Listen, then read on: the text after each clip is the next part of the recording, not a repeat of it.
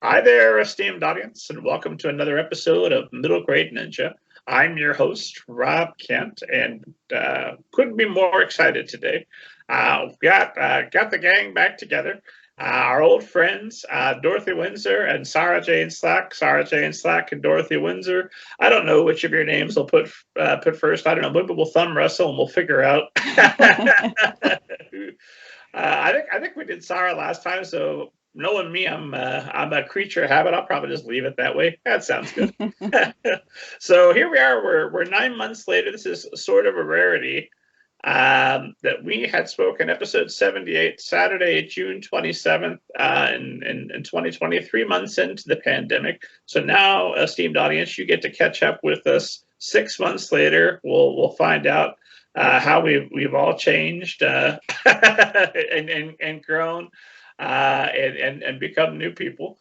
And I should mention, it is April 3rd, 2021, as we record this, so 4/3/21. What a fantastic date. So fantastic, in fact, I decided to slap that as the official publication date on Banneker Bones and the Cyborg Conspiracy. So as you're listening to us, if you're listening to us on the day, check and see if you can get your copy. If you're listening to us after the day, fantastic. Thank you for finding us. Go get your copy right now. You probably already read it. Depending on when you're listening to us. So that is available. And I was chuckling. I was listening to our previous episode, and I was telling everyone that the book was about to be available, which it was. And then there was the whole pandemic and global downturn and madness. But by God, here we are. 6 months later, for real this time. Download your copy of Banneker Bones and the Cyborg Conspiracy. And while you're at it, last week, the Trickster by Dorothy Winsor launched, and we're going to talk quite a bit about that. So you, ladies, you remember that I do not do other people's biographies. I'll make a mess of them. So Dorothy, I think we started with Sarah last time. We'll start with you. Remind esteemed audience who you are and why they should be thrilled that you've come back to us. Well, I'm a former tech writing teacher, tech writing professor who decided that writing fiction was a lot more fun, somewhat less profitable, but a lot more fun. And I've never looked back. So I'm the author of, at this point, 5 young adult or middle grade novels, 3 of them with Inspired Quill, where Sarah is my editor. And I'm very pleased to be there. I live in the Chicago area. I mean, is there anything else that's relevant here? I think we've nailed it for now, although have you seen any flying saucers or ghosts in the last 6 months since we spoke previously? They seem to be avoiding Chicago, so what can I tell you? And Sarah, same question to you. Remind us who you are, and have you seen any ghosts or flying saucers in the last 6 months? Well, I've been pretty much shielding for the last 6 months, so I've not seen any ghosts or flying saucers, but then again, I've not been out and about, so there we go.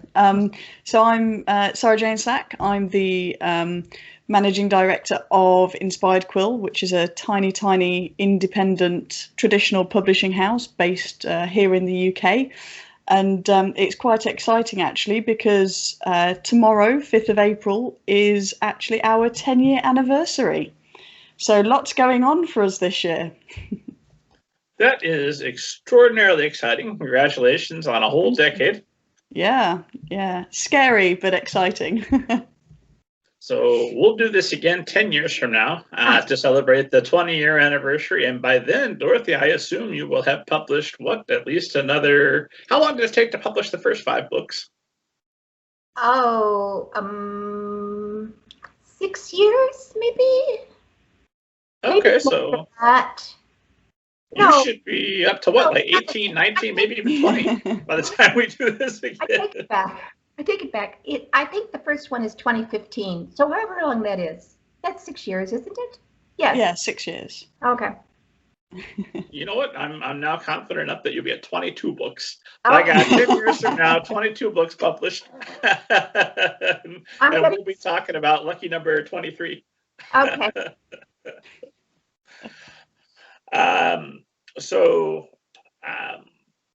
Well, I guess the most obvious question to ask is, here we are 6 months later. How has quarantine treated you? How have the last 6 months since we spoke been? I'm assuming that you're not living in a Mad Max type apocalypse, but then that's not what I'm seeing on the screen behind you. But outside the house, who knows what could be going on? Sarah, I'll start with you this time. Yeah, it's been quite an eventful few months actually. So, you know, moving in the middle of a pandemic, and also we'll be moving again in a few months' time. Things still going quite at pace, shall we say, with Inspired Quill. So at one point we were trying to publish between 6 and 9 books a year. We've scaled that back slightly to 5. But that's now sort of locked in, if you like. So we've managed to keep up with our schedule. We've honoured all publication dates instead of having to push any back. So that's been quite nice, in that we've managed to keep going in that way at a time when, of course, a lot of small businesses and especially small presses have had to fold because of the pandemic and not being able to go to events and stuff like that. So yeah, it's been quite eventful, but we're chugging on. You're celebrating the 10-year anniversary. We're about to get to the 20. So it sounds like it's all mostly going swell for you, which is going to be, by sharp contrast, I assume everything is miserable in Dorothy's neck of the woods. I hope not. Well, things are looking up in my neck of the woods. For one thing, I'm vaccinated. I managed to score. That's huge. The good news is I'm vaccinated. The bad news is because I fit into an age category that came out vaccinated, you know, so that part wasn't so rosy. But I'm feeling the pandemic. I found it very, very hard to concentrate during the pandemic. I felt distracted all the time, and so you would think that because there was all this time I had when we were locked down, that I would have written like more. But no, there were long stretches where I couldn't write at all. I couldn't even read. I was just very, very distracted. And now that seems to be clearing up. Thank goodness. So I feel, you know, I'm starting to work again, and I really, really am relieved, because, you know, you're never sure that it's going to come back. But so I just, you know, I'm lucky. I'm vaccinated. Everyone I know is well and doing fine. So, you know, I feel fortunate. Good. Well, now that you've got that vaccination, that's guaranteed we're going to be talking about book number 23. Really, maybe 24 or 25, just a couple extra out of gratitude. I 100% relate. It has, my mind has been mushy many a days since we last spoke, and just days where I guess what I'm doing today is watching the news and objective horror and checking Twitter on a regular basis. Yeah. But I'm with you. We've just opened up vaccinations here locally, so Mrs. Kent and I will soon be getting ours. And I'm half joking, but not really.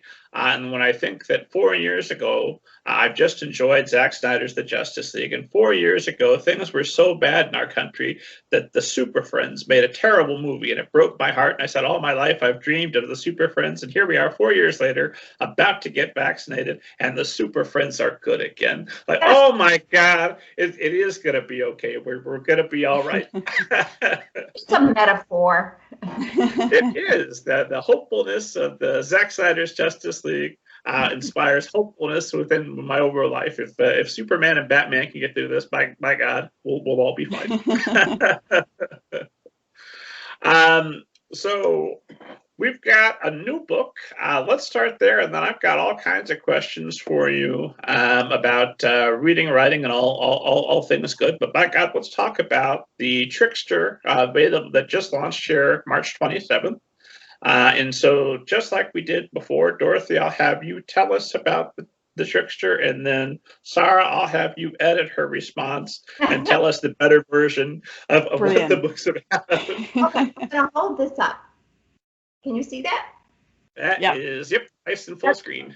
It's so pretty. The cover is so pretty. Okay. The Trickster is the story of two young people who are in a city that I pictured as being like New Orleans at Mardi Gras time. Okay, only of course it's not, it's in a sort of quasi-medieval setting. The point of view alternates between Dilly and Fitch, so a girl and a boy alternate the point of view. Dilly is an attendant to the Lord's daughter who she's always admired, and she's a former street kid, so she feels very, very fortunate to be there. Fitch is the son of a family of smugglers, right? So their paths cross, and there are rumors of treason in the city, and their paths cross, and it turns out that because she has this knowledge, inside knowledge of the Lord's house, and he has this knowledge of the smugglers, they can put together information that no one else has. So they could make a big difference, but to do it, that she would have to betray this mistress that she greatly admires and who has taken her off the streets, and he would have to betray his family. Okay, so that's what it's about. So basically it's about the push and pull of families, families that we are born into and families that we make, and you know how we need their love and support, but they can make demands on us that I don't know, cripple is the wrong word, but sort of smother what our own instincts say is the right thing to do. Sarah, what do you think? Page one rewrite, or maybe just a little polishing? I think that's a perfect summation, to be honest, and it has a dog in it. So Dog. What else do you want? What else do you want from a book? Tick. A beautiful dog on the cover. There's a dog in the book that is, at one point, I think you said he's enchanted by the presence of sausage. It's a line that's been recurring to me. I don't know why. Once in a while, just a little earworm will break off from a book. I'm like, what would it must be like to be enchanted by sausage? That sounds like a good day. So what's with all the dogs? Well, this book, Dilly appears in a different book to the Wind Reader, where she's one of 3 street kids. She's a secondary character. And at that point, I gave her the dog, Tuck is his name, because I thought, well, I like dogs. They need a guard dog, a Tuck. And because she was a minor character, it wasn't an issue. Then in this book, she's the major character. And so what that means is that Tuck appears on many, many, many pages, right? So, and it's really hard to remember that Tuck is supposed to be there. It's like trying to remember that your character has a bruise or a limp or is carrying something. I took to writing at the top of every page, I would write dog, so that I would remember to say, Tuck scratched his ear or something like that. And so eventually I decided it was boring to have to deal with that. And I figured if I was bored, the readers would be bored. So I decided to sort of make more of him. So what I'm going to say now is a little bit of a spoiler, but it's good. That the people in this area have what they call small gods, who are, there's the big god, but there are these small gods that are like everyday little household gods. And one of them is the guardian dog. And for me, that was a cross between a guardian angel and a guard dog, right? And at this time, during this festival here, during this like carnival, the small gods walk among them. And I decided Tuck was a guardian dog, and I didn't say it in the book until the last chapter. I just sort of implied it, and then so then that was fun. Then I had this secret that I knew as I was writing, and it was much more fun to write about Tuck. I recommend giving your characters secrets. Putting secrets in the book that only you know, it makes it so much easier to plow through 300 pages of draft. It was a lot of fun to write Tuck that way. So which of all of the gods in town is the right one, and why is the god that the listener believes in wrong? No. I just love this idea of the garden. You've got to be a little careful about what you're working with gods, because it's easy to offend people, and I don't mean to do that, but yeah. How does that change things, knowing that the dog, I mean, are there supernatural powers that are possessed and are just being kept completely 100% secret? I don't know that Tuck is particularly supernatural. Do you think so? Can you think of anything, Sarah? I don't think so. No, it's quite nice the way, after read it, obviously I've read the book a few times now, so getting to the end and then going, oh, okay, I'm going to reread these bits now to see if you've dropped any hints. And what you were saying, Dorothy, about it's fun to have that secret which is foreshadowed, but it doesn't make the book lose anything regardless of how the reader has read it. Yeah. Which is always nice because, sometimes, especially with, books and TV shows, there's this twist at the end and then you almost feel betrayed. And it's like, actually, I'm not going to go back and read it because everything is a lie and it just came out of nowhere and it's ridiculous. Whereas, with the way that Dorothy's written it, it kind of ties things up nicely instead of just completely destroying all the, hopes and dreams you had for this cute animal previously. Yeah. I'm very attached to Tuck. Yes, me too. And I wanted to say, dear reader, you can trust me. I am not a monster. I did not kill the dog. That is just what a monster would say. There's no way to trust that. So you can trust me. I can hear that, Sarah, you've been betrayed by authors before, and I know I have as well. I've had at least one book I can vividly remember. Like, nope, that is a betrayal. There's nothing that set that twist up, but I checked it across the room, and I haven't read anything by that person since. It's so disappointing. It's almost as though, oh, I need to shock people, and it's just, for me, and I don't know whether I'm slightly jaded after so many years in editorial now, but it for me, it comes across as quite lazy when it literally comes out of nowhere and there's no kind of foreshadowing at all. It's kind of, okay, fine.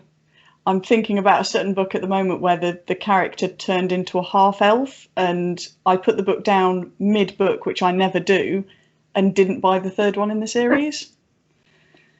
So, yeah. Although I'm biased against elves anyway. But apart from that... Well, now we definitely need to delve into your prejudice for elves. What have elves done to you? Yeah. It was just so the whole Lord of the Rings films came out when I was at school and everyone just wanted to be an elf with all the role play games and stuff, and I just got sick of them. To be honest, overpowered usually. So, yeah, anyway. Sorry, esteemed listeners, if you're a fan of Legolas. Sarah, I used to write Lord of the Rings fanfic. I'm being very careful with what I say, Dorothy.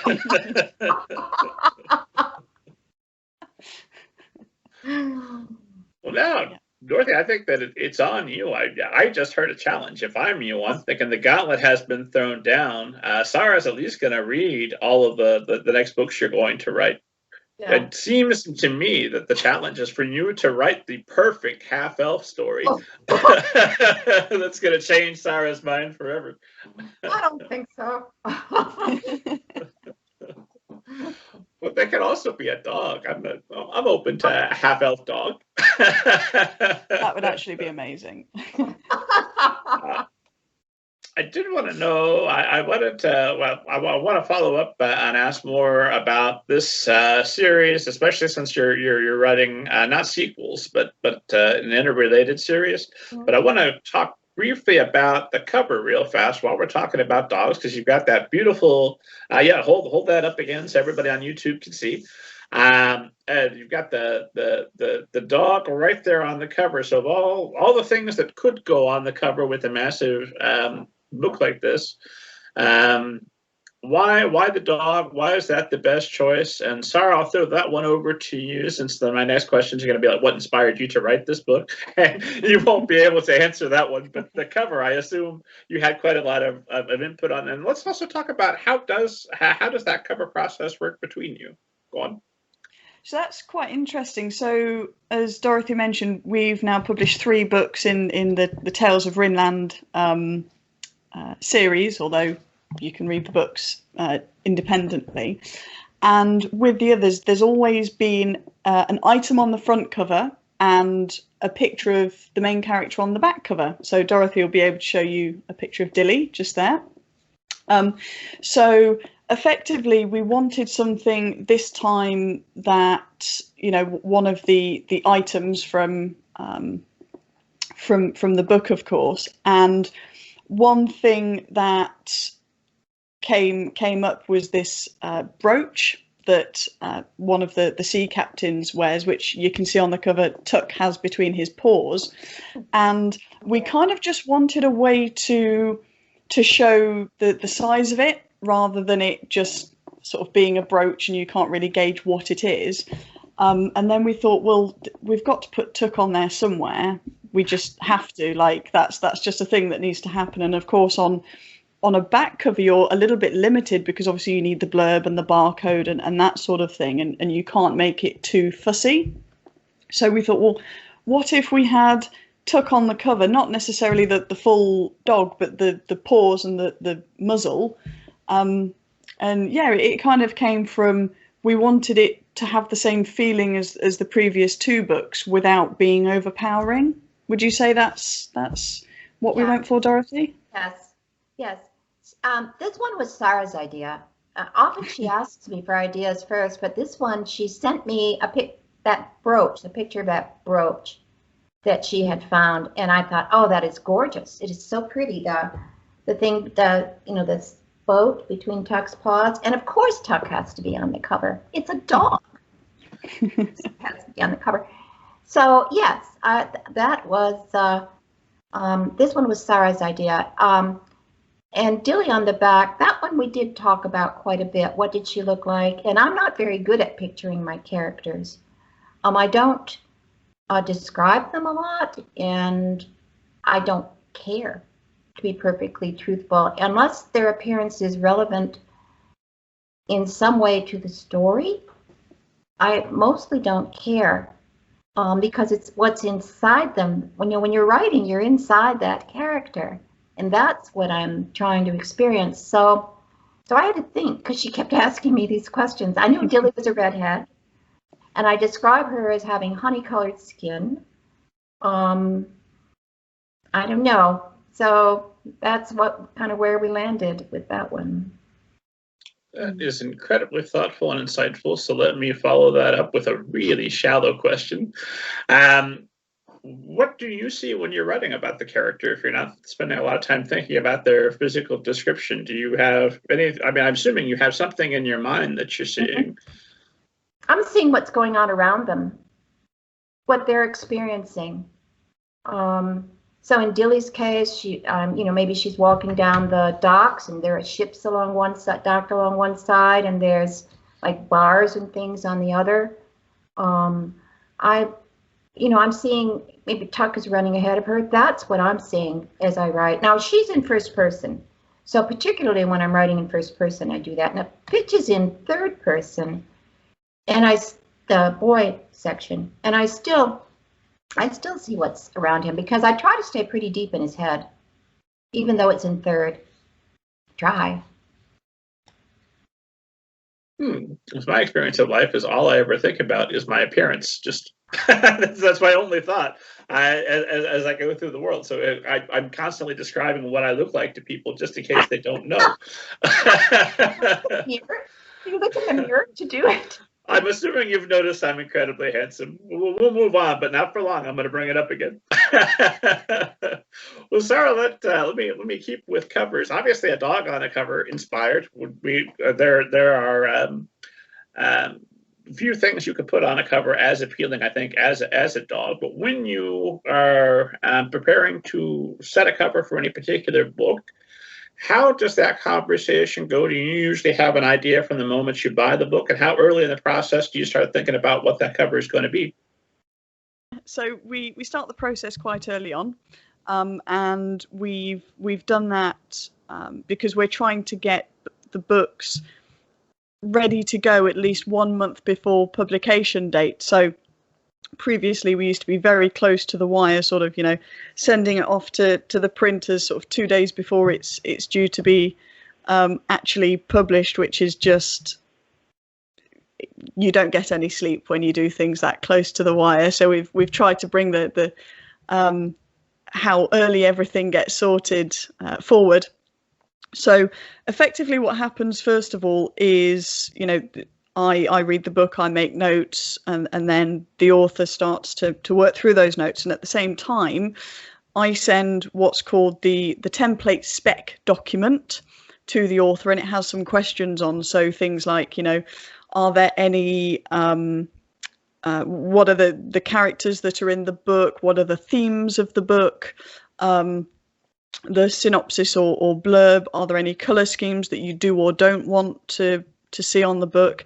And also I say, what sort of vibe do you want the cover to have as well? So obviously, certainly within fantasy, we're seeing this sort of almost re-emergence to what I would call sort of Eddings, Tad Williams style covers, which are a lot more sort of traditional art, even if they're done digitally now, sort of traditional art rather than photographs or photo manipulation. So we're seeing a move more towards those again. So what I say is, what kind of covers do you like the look of? Give me a few examples, because obviously that would then depend on the cover artist that we work with, because not every artist can do across different styles. So one of the great things is that we managed to have the same artist for all of the Rinland books. Marco Penichetti, I think is his last name, who's fantastic. And we now have that level of consistency across the whole series, which is also really nice. Yeah. I'm very handsome. I have blue eyes and blonde hair. Anyway, Dorothy, when do you start to think about the cover, and how much input do you feel comfortable having when it's your book, but it's not your publication? Or does that thought enter into it at all? I don't think about it at all until Sarah asks me. To me, that's not my end of the business. That's for one thing, a cover is like a tiny little billboard to get people to at least try the book, pick it up and look at it, maybe buy it. It's part of the publishers. They have much more knowledge of that than I do, of what is going to sell, because they have a lot of experience with that. I have no idea. Before the first book came out, I think I asked at my local bookstore whether there were usually people or objects on the cover, and the bookseller said it was about half and half at that point. So I knew that didn't matter, and so I basically, and there are concerns about the cover that, again, I don't know anything about, like it has to look good in a, what do you call it, the little postage stamp size. The thumbnail? Yeah. And, which limits. And so, so basically I trust Sarah. If there's a screw up, it's her fault. I trust Sarah. She knows much more about this than I do. And if I hated the cover, I would tell her. And I'm sure she would try to make it. It's really important. So Inspired Quill, before we were a publishing house, we were a book review blog, and I'd heard so many horror stories about authors who were just completely steamrolled and had no say whatsoever on the book cover. And there was one story in particular I heard from someone who was with one of the big six, as they were at the time, saying that they had to change a fundamental bit of the book because they put the wrong sort of bird on the cover because they thought it looked better. And they were like, but that's not the bird that's in the book. I don't know if it was like a raven and a sparrow, but like it wasn't even sort of a raven and another corvid, it was quite different. and they were saying, oh, you can just change that in the book, it's not going to make any difference, and we've got the cover now. And they ended up having to do that, and I just thought it's just not on. So although, you know, I'm happy to make suggestions, I'm not a designer by any stretch of the imagination, so you know, this sort of collaborative approach is really important, because at the end of the day, yes, you could argue that, you know, the author only wrote the book, they didn't have to, you know, work on the cover, etc. But it's the wrapping paper, right? You can have the best gift in the world to give to someone, but if the wrapping paper is, you know, torn and, you know, got marks on it, no one's going to touch it. So it's got to be reflective of all of the heart and soul and hard work that's gone inside. So when we're talking about a series, so here we are, this is the third book in the series, but these are not direct sequels. And Dorothy, I'll let you speak to this. How have you worked your magic that you have a series without sequels? Well, a sequel, I have the same country, same imaginary country, and the same set of characters, although sometimes there's a minor character in the first book becomes the central character in a different book. Actually, that's what happens. There are these 3 characters in the first book, one of them being the central character. At the end of that book, he disappears. In the second book, a different character is the central character, and then in this one, the third character. So that's the end of this series.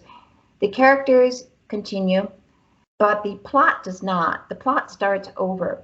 So to me, sequels are like, say, The Hunger Games, where the plot, each book could stand alone in theory, but the plot really... And arguably should have, sorry. Anyway. Right. But there's an overall plot that, or Harry Potter for that matter, where there's overall plot that is continuing throughout. That's not the case here. The plot starts over, so you really can read each book independently. So it supports me in that I have these ready-made character of Dilly, whom I know somewhat. But it also limits me in that I cannot now do something completely radical with her, right? She has to be more or less in the line with what she was in the other book. So it's actually, this kind of series is pretty common in, of all things, romance novels, where a minor character in one novel will be then the central character. You know, there'll be 3 sisters, and then, you know, it'll be a different character in each one. So it's not uncommon, and it's you know, I enjoyed the continuity. I enjoyed those characters. I didn't want to leave them after the first book. I wanted to do more with the minor characters, and so that was satisfying to me. And then do you keep track of the continuity between, I'm assuming you've got a way of keeping track of the continuity between the series because you are locked into that world. It has to be consistent. Or does Sara come back and say, whoa, whoa, whoa, whoa, I've got my continuity sheets here from the previous books, and I don't think so, not so fast. I don't think it was an issue. No. It seems to be, I mean, she's a redhead. I knew that, so she's still a redhead. It's still the same country, you know, with the same people in charge and so on. So it didn't seem to be an issue. I have seen it an issue sometimes in other books that I've read. Sometimes it's an issue within the book. The character turns, say, from redhead to a brunette in the middle of the book, you know. But it just didn't seem to be an issue. I must be keeping track, I guess, somewhere. And then, Sara, how is there a different approach to marketing a series like this, where it's not direct sequels in a Harry Potter type series would be different for how you market? I think it gives you a little bit more flexibility, and it's almost like you have the best of both worlds, because if you enjoyed the world that Dorothy has created in book 1 or book 2, then it's likely that you'll like book 3. But you don't have to have read book 1 or 2 to understand book 3. And I do feel that we've all done it, where we've picked up a book. I remember one of the first series I got into was The Dragon Riders of Pern by Anne McCaffrey, which is like 5 million books long. And you pick up a middle book and it's a bit hard going because, it's like, oh, what's this thing and what's that thing? And, oh, there's a character list in the back, thank goodness. But then you've got to go and find all the other ones to start from the start, right? Because you never manage to pick up book 1 to begin with. It's never the case. Whereas with this, it kind of gives you the flexibility to kind of say, hey, folks, book 3 is out. If you enjoyed the other ones, go and buy it. But at the same time, you're not locking people in. And I think that's quite important now where, for so long, so many new fantasy books especially were part of, a 20-book series, especially with, Game of Thrones and Robert Jordan and, and they were all sort of doorstopper size as well. And it's a lot to ask people to kind of put in that time and energy, especially if they've not heard of a series previously. So yeah, I find that it definitely gives you a little bit more flexibility doing it this way. Sarah, do you want to talk about branding them as Tales of Rinland? Yeah, so that's something that we did as of this book, actually. So thinking about the continuity side of things, it's right. Even on the cover. So, we don't have to put, book 1, book 2, book 3, but having that level of, oh, this is part of the same world. Now that there's, 3 of them, it's not, just a single book or a duology.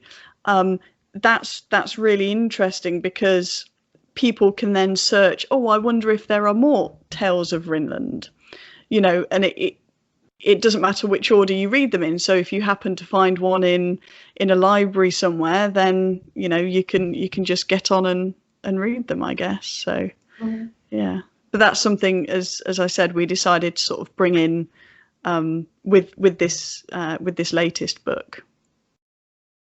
The Tales of Rinland going to continue indefinitely. Of the 23 books I've committed you to writing for when we're going to get together a decade from now and do this again, how many of those books do you imagine will have been Tales of Rinland?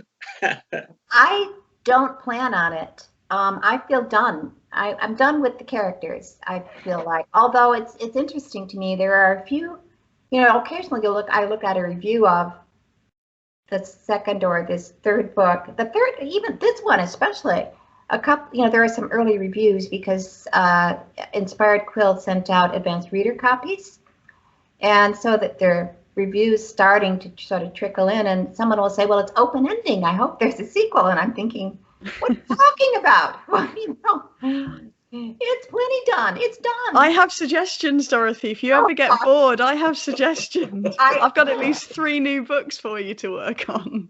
With these characters? Not necessarily the characters, but some of the other minor characters that you could do more with. You want me to write from the duck's point of view? Yes, pretty much. Yeah. Yeah. I think you need to spend time exploring the half-elf realms of Rinland. Would there be a temptation when you have a series like this that's already established that this is the Dorothy Winsor brand, and God bless Inspired Quill, because they're going to continue to give us Tales of Rinland.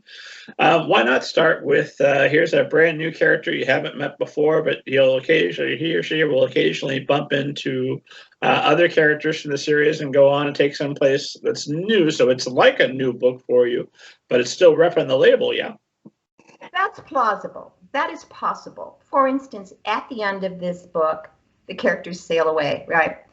And they're going to a place called the Dolian Islands, maybe. So I could write a book set in the Dolian Islands and have the central character there just see these 2 young people down on the docks, for instance. I'm just penciling this in for publication in...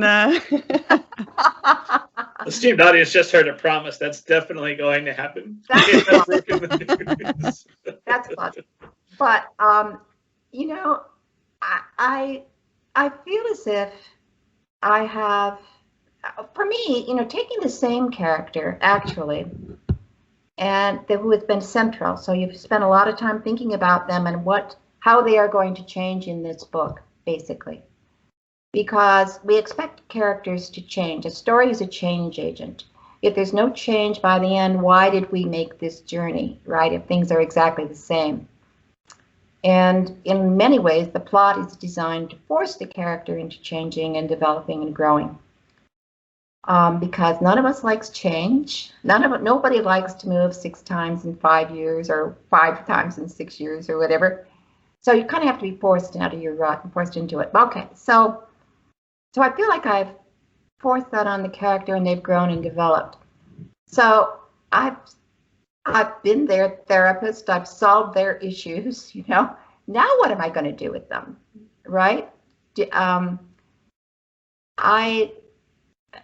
I think that's hard. So. Well, kill somebody that's close to them, and then that starts a whole new story arc. What was her name? The agent who had a blog, and she used to say, kill someone, set someone's hair on fire, was her advice to writers. I forget her name, but I thought that was good advice. Good advice, Rob. We're not talking, obviously, we don't want to start a reader uprising, but somebody a little more minor. So, have there, here we are, we're talking 6 months into, well, hopefully exiting the pandemic into a glorious new world in which the Super Friends are great again, and everything's going to be wonderful. But how does the pandemic change your plans for launching this book versus books earlier in the series where you didn't necessarily have this concern? And Sarah, I'll throw this one over to you first. It's really interesting, actually. I've been doing a lot of interviews and podcasts recently about how the pandemic has affected publishing in general. And one of the things that keeps coming up is, launch events. So, usually we would want to have in-person launch events, etc., which obviously with the current climate isn't possible. But we've actually always done quite a lot online anyway. So you'll notice a lot of the bigger publishing houses have been scrambling over the last however long, and they've realized that, doing stuff online is a thing, and it's a thing which can actually be more accessible as well for people in not just in different locations, but, people who can't travel for whatever reason, or, and it's a way of expanding your reach even further. So in terms of how different it is, I would say that there's obviously a lack of in-person events, but in terms of how we're managing to still, get the book out there, not an awful lot has changed because we've always done a lot of stuff online. We've put more emphasis into the online stuff now, of course, but I think that's a redistribution of resources rather than doing something completely new. I don't know if Dorothy has anything to add to that one.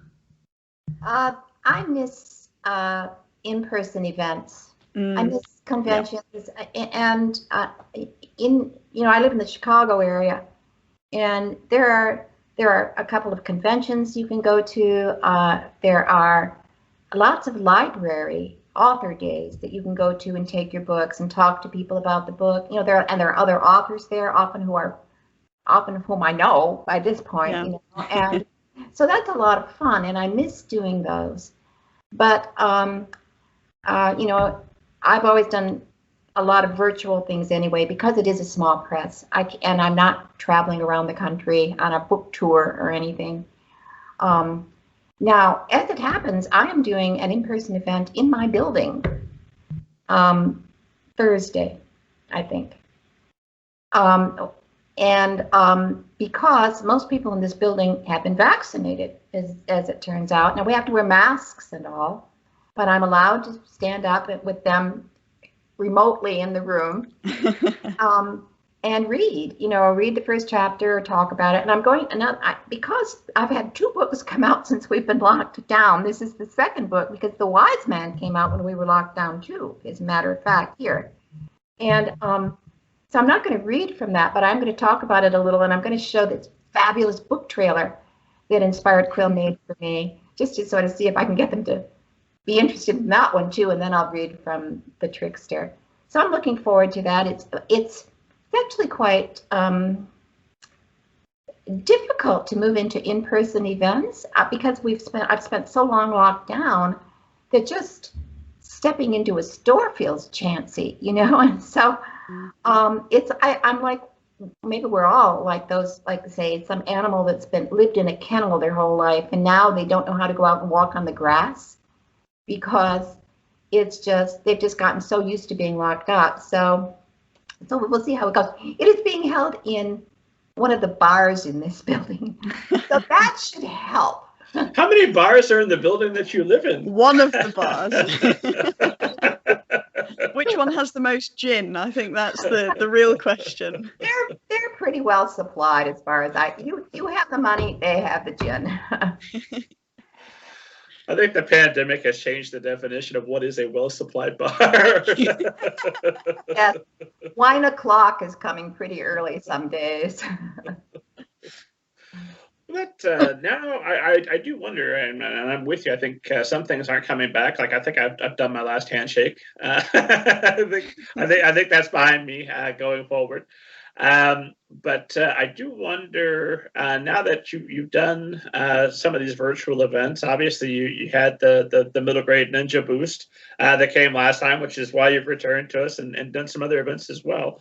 Not to make us all self-conscious, but it does occur to me once in a while that some of the listeners to this program haven't been born yet. In other words, we can go and we can do in-person events, and we'll make hopefully an incredible experience for everybody that's in that room. But a virtual promotion continues to promote forever, long after I've forgotten the idiotic thing that I said on podcast episode, I don't know, number 4. Somebody will tweet at me like, "Well, you idiot! What were you thinking?" There's a long tail. There's a long tail, just like there is to ebooks.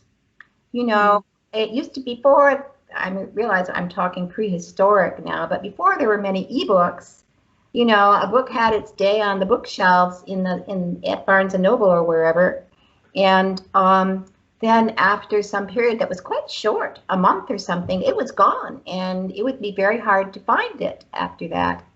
And now, with ebooks, as you say, they're there. Some of your readers, Rob, have not been born yet, so yeah. Well, I wonder sometimes just when we're going back into the world and trying to figure out what's going to be prioritized and what's not, how important were those in-person? Well, we know how important they were. How important will that be in the strategy going forward, Sara, for Dorothy, who's going to write 23 more books, plus all the other authors that you're going to be working with? So I love this question because I think there's definitely 2 sides of it. There's the side of it from the perspective of we're a tiny press, so we don't get preferential treatment from the big stores because we can't afford to give them 70% off the list price to stock the book. There was a bit of a hoo-ha with one of the big chains over here who effectively charged the publisher for putting books on the shelves. And of course, bigger publishers can do that because it's a loss leader, right? You see 50 of the same book on a table in a big store and you think, oh, maybe I should buy a copy then if it's that popular. So obviously we aren't able to do that.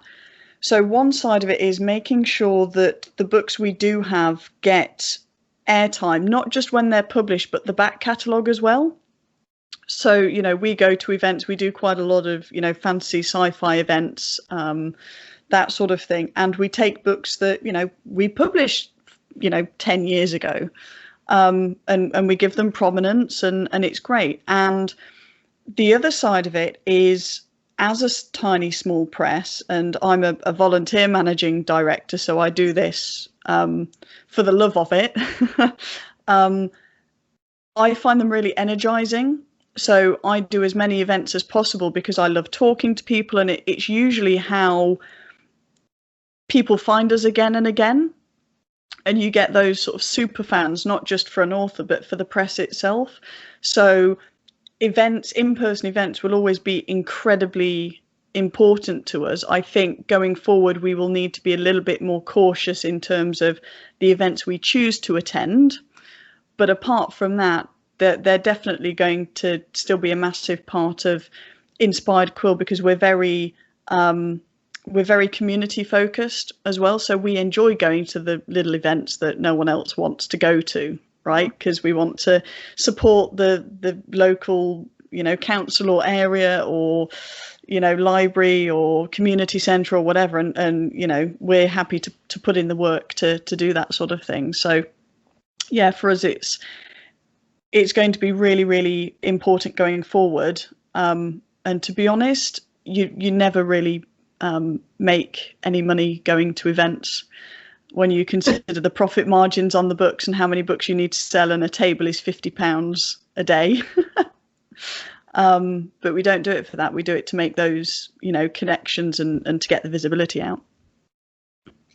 What kind of connections are ideal to make in an event like that? Sorry? What kind of connections are ideal to be made at an event like that?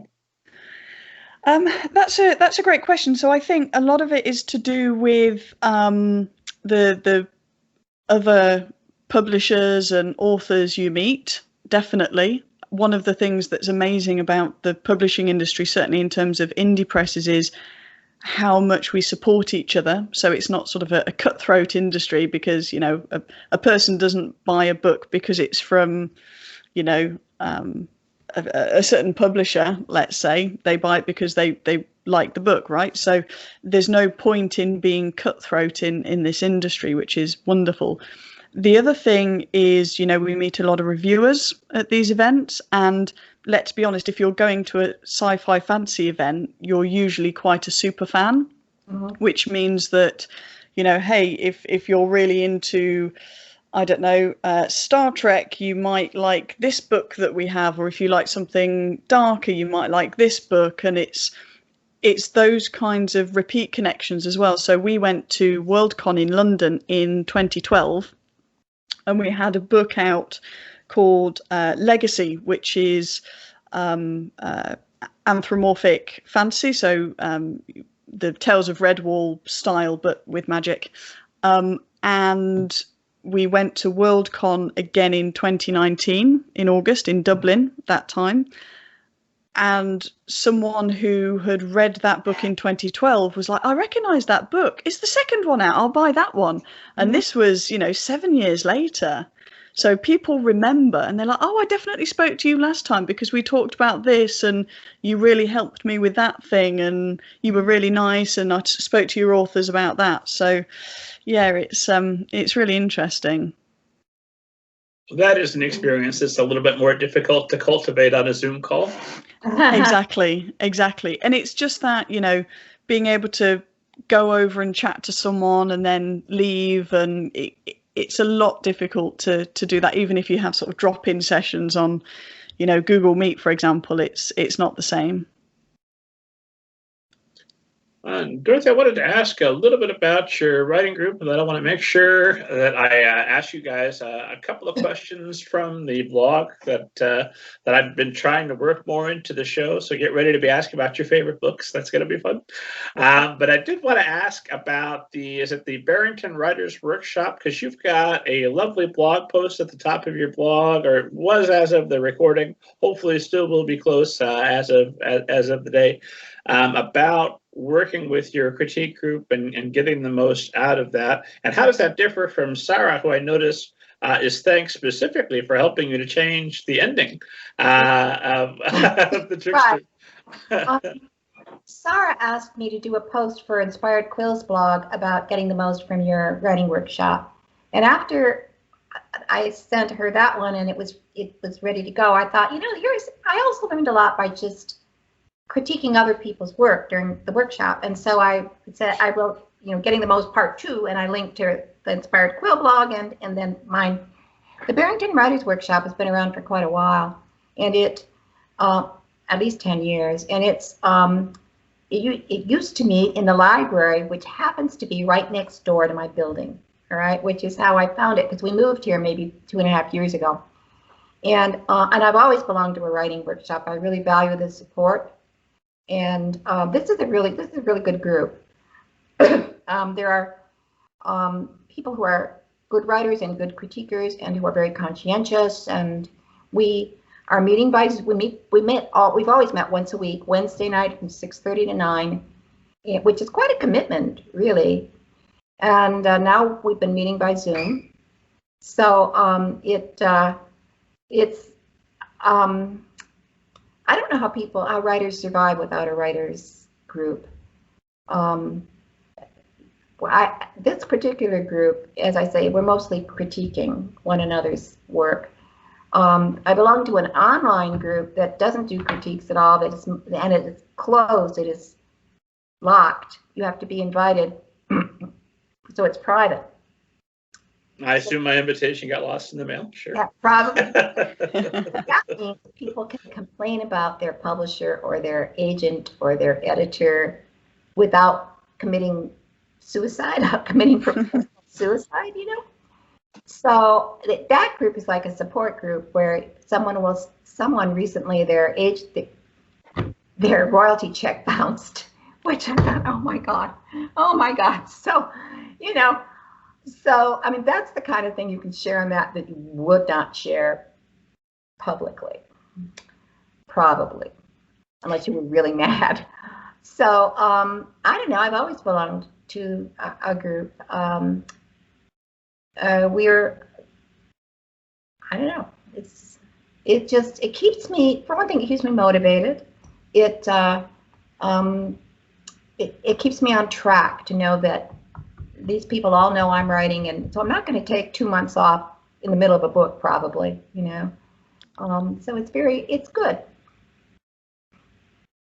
And curious, because I've seen a number of people melting down on social media over the past year. But one of the added bonuses, I guess, of the pandemic is that we've gotten to see when people are really at their stressed out, where that character is, and yeah. Sometimes it's incredible. Like, oh my gosh, you have all that to deal with, and look what you're also doing, and other times not so much. So. Thinking about, especially over the last year, I know of a number of editors or agents who I've seen saying things publicly. I would have never thought, but here we are. That's interesting. Why is it a good idea if you're walking away from a publisher, you're never going to see them again? Obviously, that's not a problem for you because you're going to write 23 more books with Sara. But and before you found Inspired Quill, why is it important to keep those interactions that don't go so pleasant out of your social media feed and putting them where just anyone can read them? Are you asking me? Yeah, but ask you, and then I'll ask Sara also. Okay. You never want to burn a bridge, right? You need them much more than they need you, probably. The only reason you would complain publicly would be to warn other writers away from, say, an agent who is dishonest or something like that. And even then, you'd be careful because it's too easy to get a reputation for being difficult to work with, and you never know who's going to be friends in the industry. Some agent that you dump on may be friends with an editor who now looks at your submission. So it's just not a good idea to. And usually when people do say things in public, it's because they're so angry or worked up that they have not stepped back and thought about it first, right? So you need to do that. Well, Sara, thoughts? And also, what do you think when you see authors publicly saying things that maybe they shouldn't? I think, yeah, there's definitely two sides to every story, right? So I'm a massive advocate for if anyone in the industry has been dishonest, if royalty checks are late with no reason. There's always potentially mitigating circumstances, but you need to be honest and transparent, and you've got to know what you're getting yourself in for. There's also a big problem within the industry still of things like transphobia and racism and stuff like that. And to be honest, I'm happy to see people called out regardless of who they are, because I'm in a very privileged position in that I'm a publisher, right? So I don't have that same level of I don't want people to think that I'm bad to work with, as an author might have. However, I will always say to authors who want to work with us, if you have a problem with your publisher saying things like Black Lives Matter or trans rights are human rights, or stuff like that, then we're not the publisher for you. Obviously, from our perspective, there are plenty of other people who are a good fit and who we can work with. And it's important because the industry has always had a transparency problem and still has a transparency problem. We saw that last year with the publishing paid me hashtag, which was terrifying and a real eye-opener. The challenge that I have sometimes is when people who are slightly outside of the industry make sweeping comments about the industry and say how bad different things are. And part of that is, trying to leave your ego at the door, and Inspired Quill doesn't do things like that, and we'd never consider saying this or doing that, or we've been working towards better accessibility, and how dare they say that publishing is like this. But at the same time, I get it, I understand, because who's going to know about this little tiny independent press in the UK who's doing this one thing that they're ranting about that day? It's one of the big things I've seen at the moment, for example, is book reviewers wanting to be paid to review books. And I think that's, it's definitely a two-sided coin, right? Because you see everyone else in every other industry getting paid to do product placements. Well, why can't, we spend hours writing blog posts and doing booktube videos and all of that, and we don't get paid for it. Well, they're not paying you to promote their book in the way that you necessarily think they are, but that's a wider industry challenge, I think. So even if I saw a book blogger, complaining about, put so much effort in and publishers suck because of X, Y, Z, I wouldn't necessarily not work with them. I'd just make sure that expectations are set very early on. But I might not be completely representative of the industry because I'm quite gung-ho in a lot of places. And I recognise that the publishing industry has a long, long way to go. So, Sara, do you check authors' social media before you sign them? Or ever, for that matter? Yeah, I do. Yeah. Some of our authors are louder on social media about certain things than others, but from as far as I'm concerned, as long as that ethos fits with Inspired Quill, which all of the authors do, then I'm more than happy to, I'm not going to turn around and say, Dorothy, stop tweeting about the presidency. That's not something that I'm going to turn around and say. Now, if we had an author that turned around and said something transphobic, then we'd have to have a discussion, and we would, absolutely, because that's not the kind of space that I want to cultivate as a publisher. In terms of when authors submit work to us, yeah, I'll check just to make sure that the ethos is aligned. But whether you've got 20,000 followers or 200 followers, that's not a big deal for me, because that's something that we can work on. So, the sort of size and shape of an author's online presence, as long as the author's willing to work at it, it's not something that we really take on board. I do wonder, and something that's I've been wondering for a while, partly because the one effect of the last 4 years of a president I refuse to make the show about is not his behavior, but the behavior of so many people that have followed. But oh, if this terrible person hadn't come along and said these bad things, I wouldn't have known 73 million of my fellow Americans apparently are on board, and that's just fine with them. How often does it happen? And the Orson Scott Card exists, so I know that this can happen, that an author sends you a manuscript that you fall in love with. My God, this is incredible.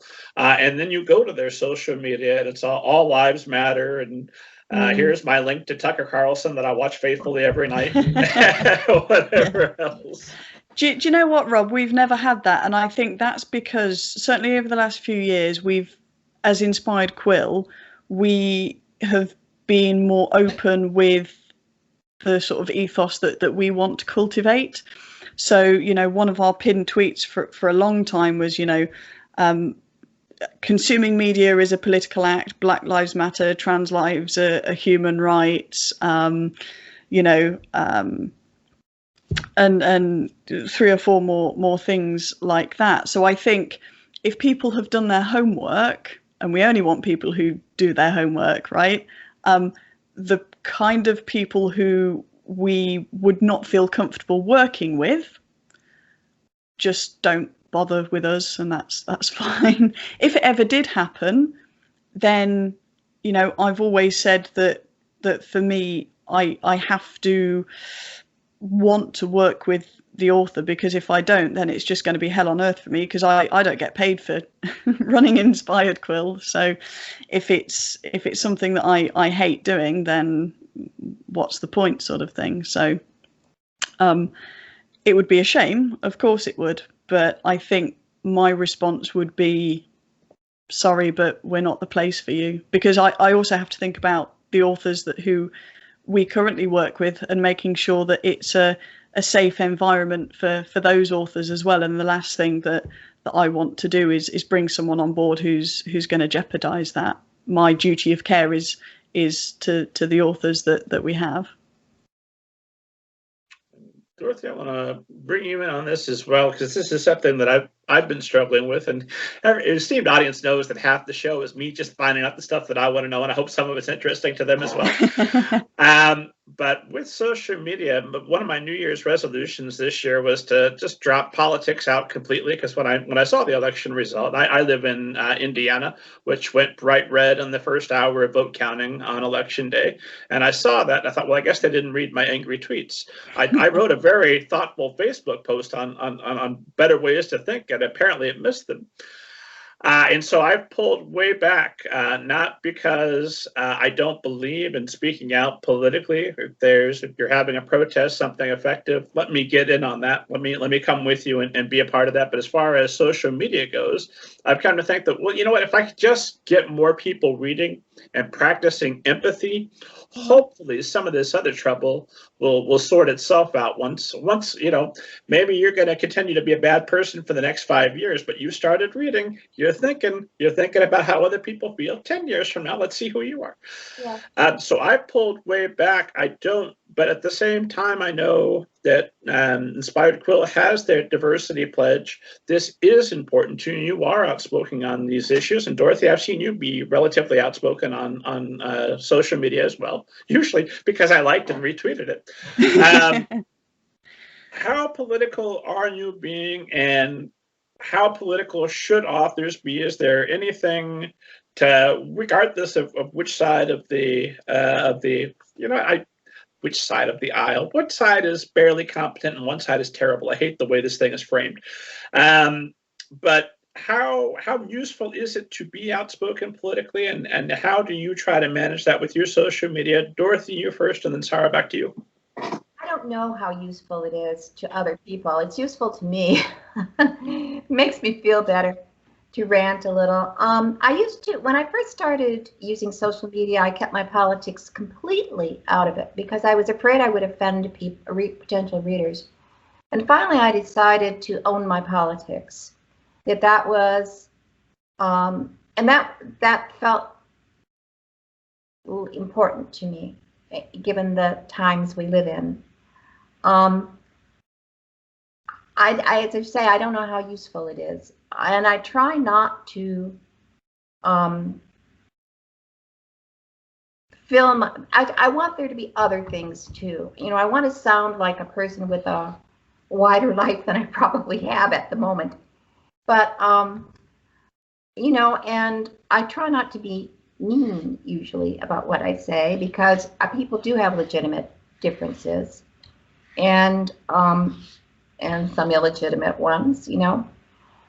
And I sometimes wonder how my politics, whether or not it comes through in what I write. You know, it seems to me I'm consistent.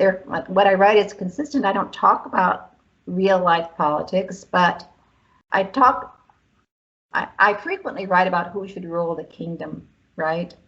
Who is a just ruler? Who is cruel? Who is selfish? I frequently write about those things. So I wonder how people read that coming from different perspectives, you know? So I like what you're saying about empathy. There is actually, I think I've seen empirical evidence that children who read fiction show more empathy in the tests that those particular studies were doing. So I think you're right about that. I don't see how you could not be right, but so I like that, and you know, maybe I'll think about that. And then I think I'm going to write. I'm posting less about politics now, just because things are calmer. So that is a nice thing. Politics are calmer. The super friends are good again. My God, 2021 so far, pretty good year. right. Sara, what advice do you have in the same vein of authors managing their social media, and what responsibility do you feel to your social media? I think Dorothy hit the nail on the head slightly when she was saying, don't be mean. So for me, you know, everything is political, right? You know, people say, oh, you know, don't make this political. It's kind of, well, it is, because that's just the world we live in. You know, everything is political. Consuming media is a political act. Publishing is a political act. If you think about, you know, even if you don't think it is, I think the thing for me for Inspired Quill is be constructive. So don't just post, you know, mean things about politicians that you don't like, and don't post gushing, you know, fan fiction about politicians that you do like, right? For me, it really comes down to, you know, there are human rights issues that not everyone will agree on. And for me, they seem to be so obvious, like, you know, Black Lives Matter, for example. Oh, don't politicize this. Well, first of all, it is incredibly political, and, you know, people who think that that's not a thing, for me, quite short-sighted. But you know, it's to do with yeah, sort of the human rights side of things, whether, you know, you're left wing or right wing or centrist or whatever. You know, that's something outside of what I would publish with Inspired Quill. So, you know, we kind of keep political parties out of it when we're posting things, you know, and it's more to do with the outcome of policies, you know, protests, that sort of thing. And as I say, it's usually to do with human rights, and everyone should have the right to live in a dignified way, effectively. So there are lines in the sand that I would sort of not go past when posting with Inspired Quill, even though I think that personally I'm slightly more radical than Inspired Quill would be posting. But I think that's an important distinction to make, and I would say for authors, you know, regardless of what side of the line you are, make sure that what you're posting is more constructive than just sort of name calling. Fair enough. Well, fortunately, our politics are calm and will never rear their ugly head again. I think that's behind us now. Woo! Well, I see I'm watching our time, and I see that we're almost about where we were last time. I promised that this would be a shorter episode, and so it will, because my dream, my goal for esteemed audience is that they can listen to this episode and episode 78, plus the one we're recording 10 years from now, and that all three have brand new content in them. So I'd like to ask two near impossible questions to answer, and then we'll call it a day. The first of which, and this will not represent your most favorite books because that's impossible. It's cruel, particularly for you, Sarah. How many angry emails do you want to get that you didn't pick my book? But assuming that all books from Inspired Quill are off the table, any author you've worked with can't be part of the answer. What would you say are three of your most favorite books? Not necessarily the most favorite, but three very much toward the top. Do you want to go first, Dorothy? Sure. My favorites change all the time, but there would always be a Jane Austen book in there. You know, one of them, changing over time. My favorite, a book, you know, when you said name your favorite book, my immediate thought went to Megan Whalen Turner's The Thief, which is a young adult fantasy novels. It's a series. I think there are 6 books, and she just finished. And those books have been sold to Disney Plus to be made into, you know, movies, I guess, TV show, whatever. And I just really admire The Thief, the first book in that series. It's in first person, and I don't want to spoil it for anybody, but it just. I just really enjoy it. And so a third one, what would it be? Boy, I don't know. It changes all the time. What have I read lately that I really like? I don't know. Because sometimes what I've read lately is just picking from what I've read lately is not a good idea, I would say. You know, there have been some good books in there. But you know, you have to stand the test of time in my bookshelf to be one of my favorite books. I don't know. Sorry, you talk for a while, Sarah. I'll talk. So I think one of them has to be Jane Eyre. Is one of my favorites. And yeah, like Dorothy says, it changes quite often. I remember one of the first books I ever read was by Jack London. It was White Fang. Well, it was technically Call of the Wild and White Fang that they'd sort of stuck into one book. So for the longest time, I thought the book was called Call of the Wild, White Fang. So better title, honestly. Yeah, right. And then definitely something by probably the most influential book in my life was, or short story rather, was The Smallest Dragon Boy by Anne McCaffrey, because that started me on the path I'm on now. Effectively, I can trace back pretty much my entire literary life to that short story, which is pretty cool. So yeah, there you go. Jane Eyre, Call of the Wild, White Fang, and The Smallest Dragon Boy by Anne McCaffrey. Dorothy, I assume you realize your third book is Banneker Bones and the Cyborg Conspiracy, available today, esteemed audience. Exactly. What was I thinking? It was that. I like your shirt, Rob. I really like your shirt. Thank you very much. Like your merch. For those of you listening instead of watching, I'm repping, as usual, a Banneker Bones, just shameless. I have Banneker Bones clothing. I make sure I wear it on the show. It also makes things easy ahead of a podcast. Like, what will I wear? The same thing I always wear. I've got a collection of book shirts. It's going to be one of those. One less decision I have to make. So no real answer. What did you come up with for your third favorite? Oh, I just glanced at my bookshelves and settled on Rachel Kane's Prince of Shadows, which is a retelling. I know these are all odd choices, except for Jane Austen. It's a retelling of Romeo and Juliet from the point of view of Benvolio, and it's very entertaining. Rachel Kane just died a few months ago, so tribute to her, Rachel Kane's Prince of Shadows. And then my final impossible question, and then we'll call it a day. But I got to say, I feel like we nailed it. I don't know if we beat episode 78, but we have definitely been as good, maybe a little bit better.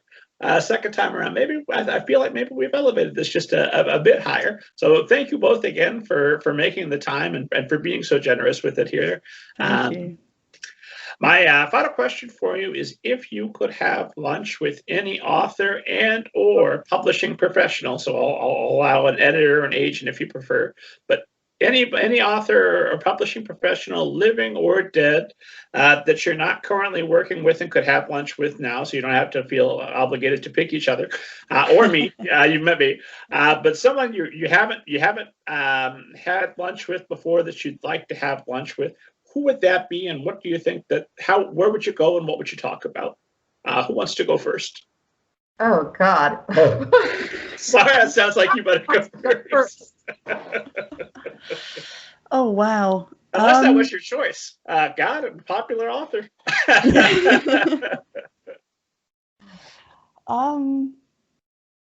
That's a really, you weren't kidding when you said it was impossible. It was, yeah. I don't, maybe someone, although would you call them an author if it was oral tradition? So you know, the first person who came up with Beowulf. Wow. I think, or the Le Morte d'Arthur, for example, something like that. So when I was at university, I was obsessed with medieval literature to the point where I was, you know, doing translations of Old English for fun back when I could still remember Old English. And I just think the oral tradition of storytelling, I think that modern storytelling has so much still to learn from the oral tradition of storytelling. I think it'd be fascinating to sit down and get into the mind of an old storyteller, as it were. So yeah, that's my answer. That's my answer. I assume you're going to be eating at like a cookout someplace with a lot of mead, and you're not going to take your cell phone out because you don't want the conversation to be, whoa, what's that? Yeah, absolutely. What's going on? I used to do medieval reenactment, so some of the best food I've ever had in my life. So yeah. Well, this is going to work out splendidly. You're all set for this. So what are you going to talk about? I assume you're going to be wearing the appropriate outfit. What's that conversation going to be about, you think?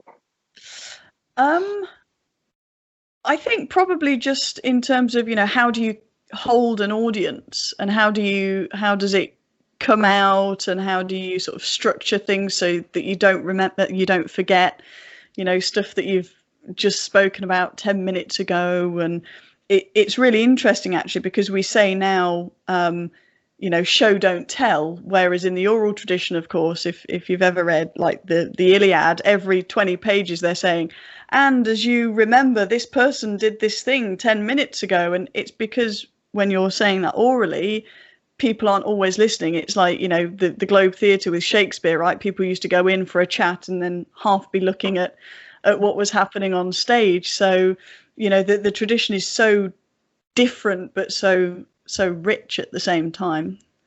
I'd just be fangirling, let's be honest. All right, Dorothy, who have you chosen? Okay. I immediately thought of Bruce. I don't know whether you know the Bruce Springsteen song that goes something about how Einstein and Shakespeare were having a beer. Mm-hmm. You know, and yes, Shakespeare, having a beer with Shakespeare would be interesting, you know. In that song, I can't remember exactly how the lyrics go, but Einstein says something like 1 and 1 makes 2, and Shakespeare says, no, they make 3. That's poetry, he says. And I thought, yeah, I want to have that kind of talk. I want someone to talk with like that. So yeah, it's Shakespeare. Let me pick Shakespeare. I would probably hate his face. Well, take lots of notes. It's my understanding that scholars have some questions. So take lots of notes about Shakespeare's appearance and exactly who that person might have been. You really write those plays. Yeah. You'll come back and you'll say, believe it or not, I looked exactly like Josephine. It blew my mind. Well, Dorothy, where can esteemed audience find you online, find more information about your books, follow you on Twitter, all that good stuff? I think I'm just Dorothy Winsor on both Twitter and Facebook. My blog is at dawinsor.com, so dorothywinsor.com, and Winsor is spelled without a D, Winsor. It took me a long time to remember that, unfortunately. Right. Yeah. Yeah. You kind of have an excuse in that. I blame the UK monarchy. That's exactly what I was saying. On top of everything else. It's the worst thing they've ever done. Put that D in Winsor. Okay. So if you look for me online, I'm there. And the books are, all the online books are, they're on the Inspired Quill website. And small presses make a little more money if you buy directly from them. Inspired Quill does ship to the United States for $3, but they don't charge sales tax. So I think when you do the conversion from pounds to dollars, the book's a little cheaper on the website. But I'm on all the other websites too, Amazon, Barnes & Noble, IndieBound, all those. So Kobo probably. Yep. Sarah, where can esteemed audience find you? So it's just at Inspired Quill on all of the different platforms. The website has a hyphen in, so it's inspired-quill.com. And as Dorothy mentioned, you can buy the paperback and both types of ebooks direct from the IQ website. And for this year, 2021, for every 10 books that we sell through the website of any type, we will donate a copy to a local charity. So you can read and do good at the same time. Well, if you're reading, you're always doing good, but this will be extra good. Extra good. Yeah. As always, esteemed audience, you know the deal. Head to middlegradeninja.com. You're going to see episode 78, as well as thousands of interviews with other editors, authors, literary agents, publishing professionals, all the world's best people.